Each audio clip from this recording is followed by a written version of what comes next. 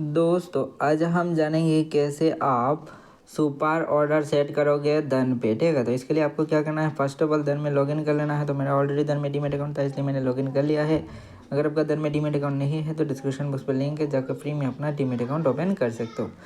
Then यहाँ पर एक ऑर्डर वाला सेक्शन है, इस ऑप्शन में भी क्लिक करके आप पूरा इन डिटेल्स एनालिसिस कर सकते हो अपने सुपर ऑर्डर का सारा चीज़। ठीक है, यहाँ पर कितना पेंडिंग है, कितना आपने एग्जीक्यूट किया है, सब कुछ आपको यहीं पे ही दिख जाएगा। ठीक है, यहाँ पर देख सकते हो सुपर का एक ऑप्शन है ना, यहाँ पर क्लिक करना है आपको। इस सुपर वाले ऑप्शन में यहीं पे क्लिक करने से आपका सुपर ऑर्डर का पूरा डिटेल सब कुछ मिल जाएगा। यहाँ से आप पोजीशन काट भी सकते हो।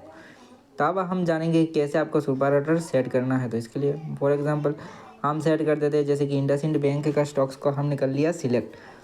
तो यहाँ पर जैसे ही हमने इंडसइंड बैंक का स्टॉक्स में क्लिक किया तो दोस्त यहाँ पर देख सकते हो कि क्या हुआ। तो यहाँ पर क्लिक करने के बाद यहीं पे हमें एक बाय का ऑप्शन दिख रहा होगा, तो इस बाय वाले ऑप्शन में करते हैं क्लिक।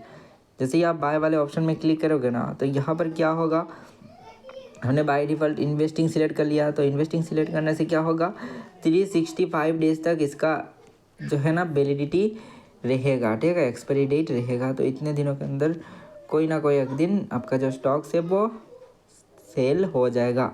ठीक है, तो यहाँ पर आपको क्या करना है, सुपर का ऑप्शन है इसमें क्लिक कर देना है। तो इसमें जैसे आप क्लिक करोगे सुपर वाले ऑप्शन में, तो यहाँ पर सुपर ऑर्डर का ऑप्शन आ जाएगा। तो यहाँ पर आप क्वांटिटी डाल सकते हो, यहाँ पर मार्केट ऑर्डर पे बाय करना है या फिर आपको लिमिट प्राइस सेट करना है तो आप सेट कर सकते हो यहाँ पर। देन टारगेट प्राइस, देन यहाँ पर स्टॉप लॉस सेट कर सकते हो। ठीक है, तो फिलहाल हम सब कुछ चेंज कर लेते हैं। जैसे कि मार्केट प्राइस को हमने लिमिट में डाल दिया और यहाँ पर हमने डाल दिया मान लो 50 रुपया भी। ठीक है, यहाँ पर 50 रुपया, अगर 650 रुपया भी हो तो उस प्राइस में ही बाय होना चाहिए। ठीक है, और टारगेट प्राइस जो है वो रहना है। और इसको हमने डाल दिया मान लो 35 का भाव। ठीक है, तो यहाँ पर हमने डाल दिया इसको 35 का भाव में। ठीक है, तो यहाँ पर देख सकते हो इसको हमने डाल दिया 600, यहाँ पर 50। ठीक है, यहाँ पर 650 का भाव डाल दिया। देन उसके बाद यहाँ पर इसको हमने डाल दिया मान लो 35 रुपीज़ के भाव में। ठीक है, 35 डाल दिया हमने।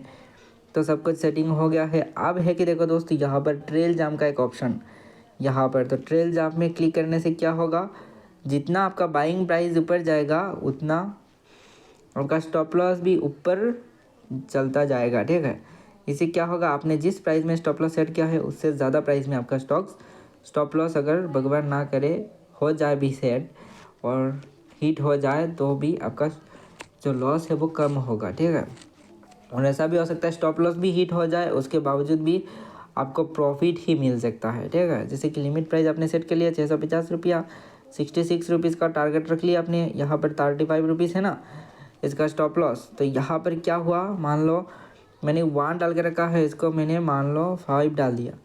ठीक है, जैसे ही मैंने यहाँ पर 5 डाला तो 5 डालने से क्या होगा, देखो इससे क्या होगा, जैसे मैंने 650 रुपीज़ के भाव में शेयर्स को ख़रीदा और ये स्टॉक जो है ना 655 रुपीज़ तक चला गया, तो क्या होगा, मैंने जो स्टॉप लॉस सेट करके रखा था 635 रुपीज़ के भाव में, वो इंक्रीज़ होके हो जाएगा, ऑटोमेटिकली चेंज हो जाएगा और 640 रुपीज़ का भाव में चला जाएगा। दैट मीन्स ऑटोमेटिकली आपका स्टॉप लॉस इंक्रीज़ होता जाएगा। इससे क्या होगा, आपका स्टॉप लॉस जो है इंक्रीज़ होने से आपका नुकसान कम होगा। ठीक है ना, और नुकसान से भी ज़्यादा क्या है कि प्रॉफिट भी हो जा सकता है।